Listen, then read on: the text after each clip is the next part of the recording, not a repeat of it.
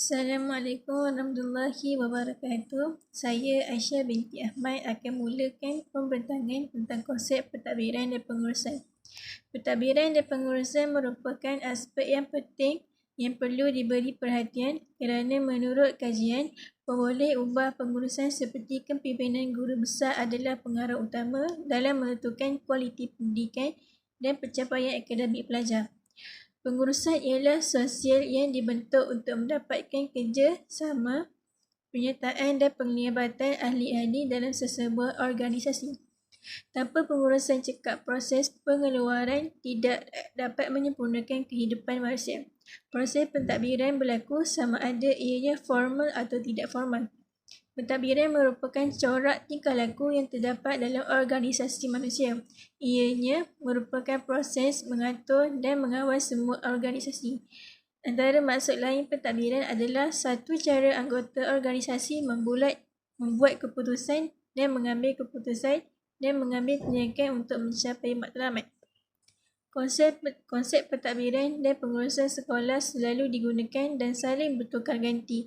Definisi pengurusan lebih kurang sama dengan pentadbiran, iaitu proses mengawal sesuatu yang melibatkan perancangan. Di Malaysia, ianya lebih kepada menitikberatkan perkhidmatan dan bukan kepada keuntungan. Assalamualaikum warahmatullahi wabarakatuh. Nama saya Nusabrinda binti Muhammad Azmi. Saya akan menerangkan tentang etika perguruan. Antaranya, etika guru ialah satu faktor dalam kefahaman terhadap tanggungjawab yang profesional dalam etika perguruan. Etika perguruan mestilah mempunyai prinsip-prinsip seorang pendidik. Etika juga berkaitan dengan tingkah laku seorang guru yang bagus. Etika ini sangatlah penting bagi seorang pendidik. Selain itu, etika perguruan juga merujuk kepada prinsip-prinsip moral atau nilai-nilai akhlak yang menjadi pegangan seorang individu. Etika juga menggambarkan nilai-nilai yang baik yang harus diamalkan di dalam kehidupan bermasyarakat.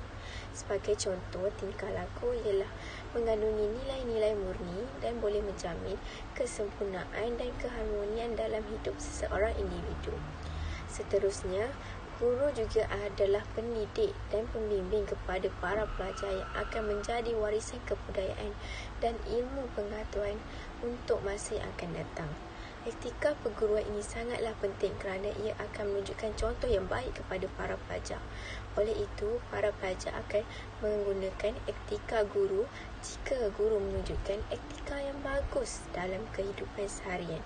Seorang guru yang baik seharusnya mempunyai sifat dan kualiti peribadi seperti baik hati, pandai berjenaka di depan para pelajar, bertanggungjawab serta yakin pada diri sendiri dan pegang pada amanah dalam bidang pendidikan. Oleh itu, guru akan faham tentang tanggungjawab mereka dengan jelas. Akhir sekali, etika perguruan juga wujud bagi mereka mengawal tingkah laku para guru agar dapat menggunakan pengetahuan yang mereka ada serta menggunakan kepakaran dan kemahiran untuk mengajar kanak-kanak. Antara alat permainan yang menyokong perkembangan kanak-kanak ialah yang pertama, blok dan mainan binaan. Permainan blok dipercayai dapat merangsang pertumbuhan otak dalam semua aspek perkembangan. Malah, ada kajian membuktikan kanak-kanak yang bermain blok secara kerap ketika berusia 3, 4 dan 5 tahun akan lebih baik dalam pelajaran matematik, khususnya algebra apabila berada di sekolah menengah. Terdapat banyak pilihan blok dan set pembinaan yang menyeronokkan untuk dipertimbangkan, termasuklah blok kayu dan Lego. Yang kedua, mainan kanak-kanak susun gambar dan mainan penyelesaian masalah jigsaw puzzle atau susun gambar. Sama seperti permainan blok dan Lego, turut menyokong perkembangan kanak-kanak dalam pelbagai cara. Semasa kanak-kanak menyelesaikan game susun gambar, mereka sebenarnya sedang menggunakan kemahiran menyelesaikan masalah koordinasi tangan mata, kemahiran motor halus, pengecaman bentuk, ingatan, kemahiran, kesedaran spesial dan banyak lagi.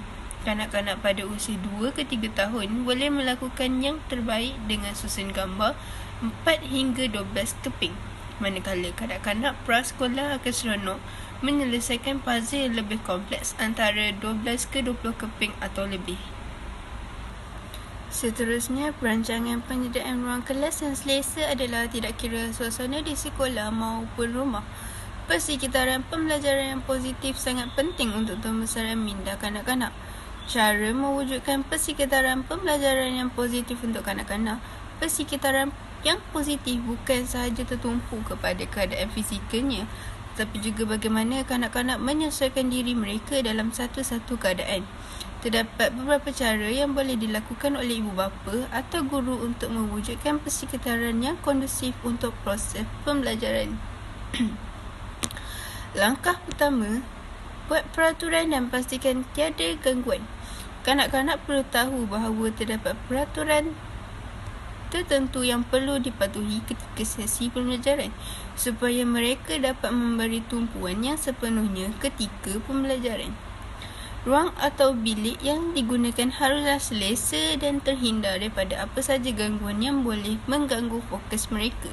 Bilik yang tidak teratur dan tidak selesa boleh mengganggu serta menghalang proses pembelajaran dilaksanakan dengan sempurna.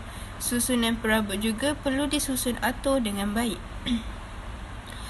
Langkah kedua, pastikan keselesaan ruang belajar. Ini termasuklah suhu bilik yang sesuai dan selesa untuk kanak-kanak.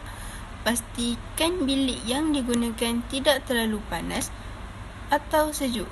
Selain itu, lampu yang digunakan juga haruslah berfungsi dengan baik dan hiaskan bilik belajar anak anda dengan dekorasi dan peralatan yang dapat menarik minat mereka. Langkah ketiga, pastikan keselamatan dan kesihatan kanak-kanak. Kesihatan dan keselamatan adalah perkara asas terpenting untuk mewujudkan persekitaran pembelajaran yang baik untuk kanak-kanak. Contohnya, bilik pemeriksaan kanak-kanak, membersihkan kawasan persekitaran dengan baik serta memastikan tidak berlakunya pencemaran alam sekitar.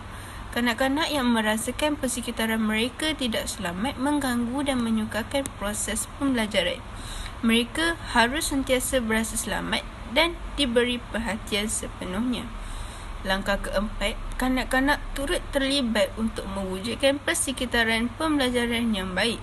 Ini termasuklah mempamerkan karya maupun lukisan mereka di dinding kelas. Keadaan ini mampu membuatkan persekitaran pembelajaran mereka lebih selesa dan menarik. Langkah kelima, memberi sokongan, pujian dan tindak balas positif kepada kanak-kanak.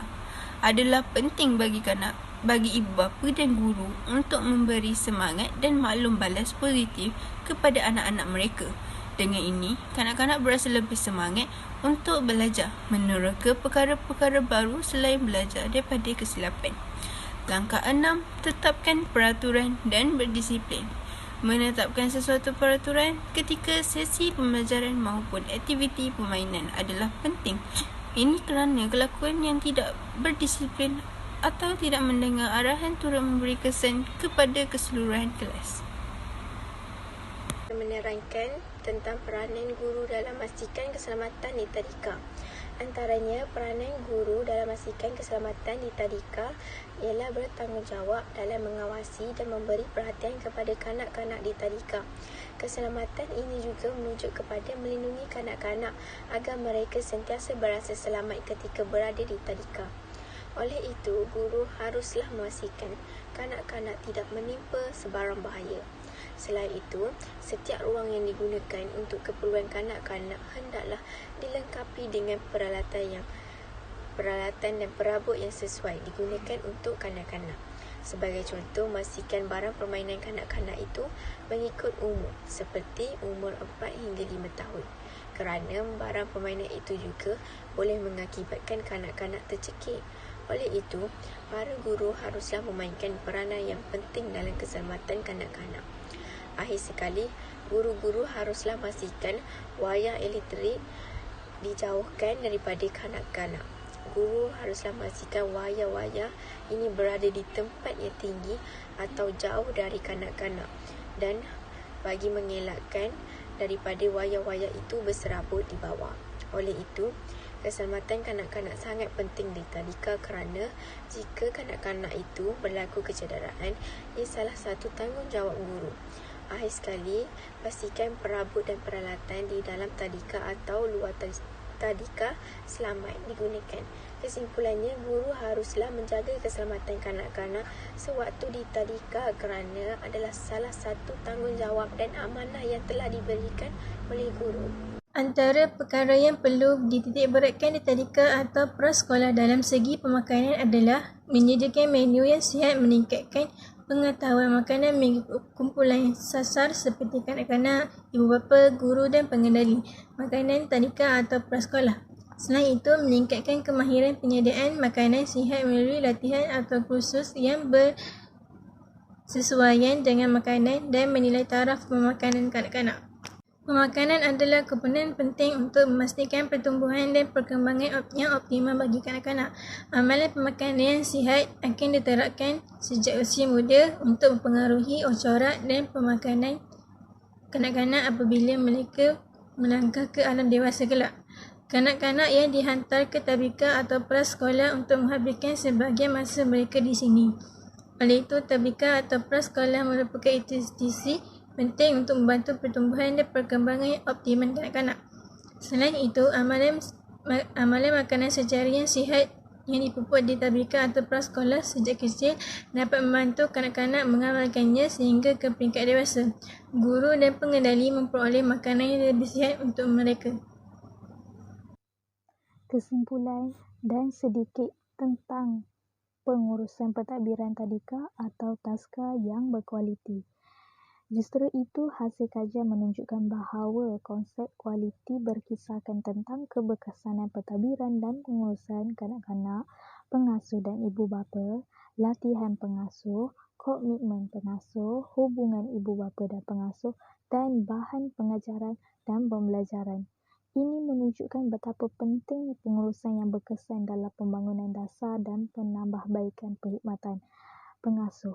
Juga menegaskan mengenai kepentingan kepimpinan dan membentuk budaya yang baik, kerjasama dan keakraban sesama mereka, di mana komunikasi dua hala adalah menjadi perkara yang penting.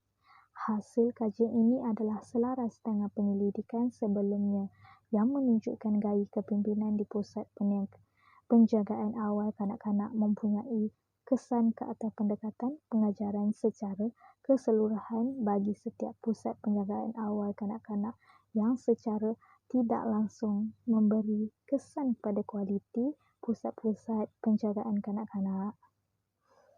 Pengusaha pusat jagaan kanak-kanak juga perlu menyadari yang mereka adalah ejen perubahan. Sebagai ejen perubahan, mereka perlu memberi peluang yang ada dan melaksanakan perubahan yang sepatutnya dengan mengambil kira budaya dan memberi sokongan kepada pengasuh sepanjang masa. Dengan mengambil kira perkara tersebut, menyediakan atau menghadiri latihan kepimpinan kepada semua penyelia pengasuh juga itu sendiri dilihat sebagai satu cara untuk menyediakan pusat yang berkualiti. Ia perlu dipertimbangkan dengan serius oleh pengusaha dan pusat setiap tempat penjagaan tersebut. Faktor tambahan lain pula berkait kualiti yang dianggap penting oleh pengasuh adalah aktiviti yang sistematik dan juga keselamatan. Pengasuh juga menyebut bahawa ibu bapa mengambil ringan penyakit berjangkit dan masih menghantar anak-anak mereka yang sakit kerana tidak mampu untuk tidak hadir di tempat kerja. Perkara ini tidak seharusnya berlaku dan sepatutnya bersefahaman perlu dicapai pada awal persekolahan lagi untuk memastikan kesihatan dan keselamatan anak-anak di sekolah terjaga. Dari sudut pusat jagaan kanak-kanak pula, mereka mungkin perlu mempertimbangkan untuk menyediakan bilik sakit untuk menempatkan kanak-kanak yang sakit bagi membantu ibu bapa dalam situasi yang tidak dapat dielakkan. Manakala ibu bapa pula janganlah mengambil kesempatan dengan melakukan perkara-perkara yang tidak sepatutnya, seperti menghantar anak-anak sakit ke taska atau tadika semata-mata ingin menyelesaikan hal peribadi seperti membuat pembayaran bil dan sebagainya. Kajian ini juga mendapati bahawa program penjagaan kanak-kanak yang berkualiti adalah perkara yang kompleks yang perlu mengambil kira keperluan yang berbeza dari pelbagai sudut pihak-pihak yang terlibat tanpa melupakan matlamat falsafah pendidikan negara dan juga sejagat. Namun, dengan permintaan yang semakin meningkat bagi perkhidmatan penjagaan kanak-kanak, banyak pusat penjagaan kanak-kanak swasta yang bermatlamatkan keuntungan semata-mata wujud dengan pesatnya. Ini telah menyebabkan pusat-pusat penjagaan kanak-kanak berkembang dengan secara yang tidak teratur. Kesannya adalah berpecah sektor penjagaan awal kanak-kanak dan berlaku kecelaruan peraturan dan juga kurang pemantauan. Satu penyelarasan lebih menyeluruh dan peraturan perkhidmatan penjagaan kanak-kanak perlu diperbaiki dan dinaik taraf. Dan ini hanya boleh dicapai sekiranya sektor penjagaan awal kanak-kanak dikawal selia dengan hanya satu badan pentadbiran. Pihak berkuasa juga perlu menyediakan lebih banyak geran bagi menubuhkan dan operasi institusi penjagaan kanak-kanak di mana kelayakan untuk pembiayaan adalah dikawal di bawah piawai dan prosedur yang ketat. Bayaran perlu disubsidi kerana ini membolehkan pengasuh mempunyai kelayakan yang lebih tinggi dan lebih baik dari yang sebelumnya dalam bidang ini. Kajian lanjut diperlukan untuk mengkaji secara komprehensif tentang aspek-aspek yang telah disebutkan dititikberatkan oleh pengasuh dalam kajian ini. Selain itu, perspektif bukan dari pengasuh seperti ibu bapa, pembuat dasar dan pentadbiran dan juga kanak-kanak dalam senario Malaysia juga perlu dikaji.